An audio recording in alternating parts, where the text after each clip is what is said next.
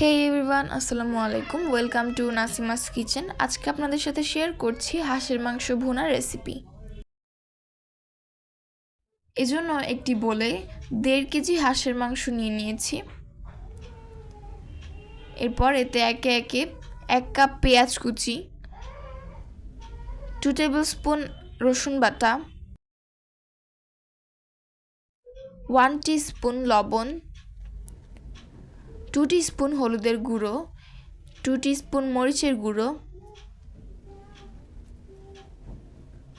1 table spoon আদা বাটা, 1 table spoon জিরার গুঁড়ো, 1 টিস্পুন ধনিয়ার গুঁড়ো, গরম মশলা, তেজপাতা এবং 4 টেবিল স্পুন সর্ষের তেল দিয়ে ভালোভাবে মেখে 10 মিনিটের জন্য ম্যারিনেট করে রাখছি। এবার একটি প্যানে পরিমাণ মতো তেল এবং পেঁয়াজ কুচি দিয়ে বেরেস্তা তৈরি করে নিচ্ছি।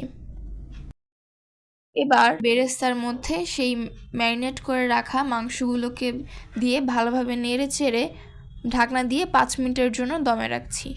এরপর ঢাকনা খুলে 1 কাপ গরম পানি দিয়ে ভালোভাবে নেড়ে চেড়ে আবার 5 মিনিটের জন্য ঢাকনা দিয়ে রাখছি।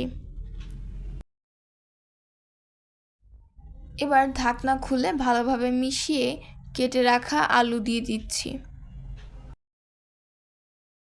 আলুগুলোকেও খুব ভালোভাবে মিশিয়ে নিচ্ছি।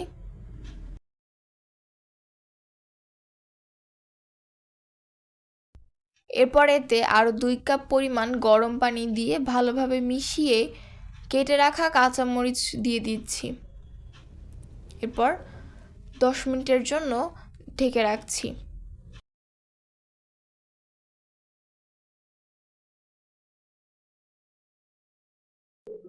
তৈরি হয়ে গেল মজাদার হাঁস ভুনার রেসিপি। আজকের ভিডিওটি এই পর্যন্তই। দেখা হচ্ছে নেক্সট ভিডিওতে। আল্লাহ হাফিজ।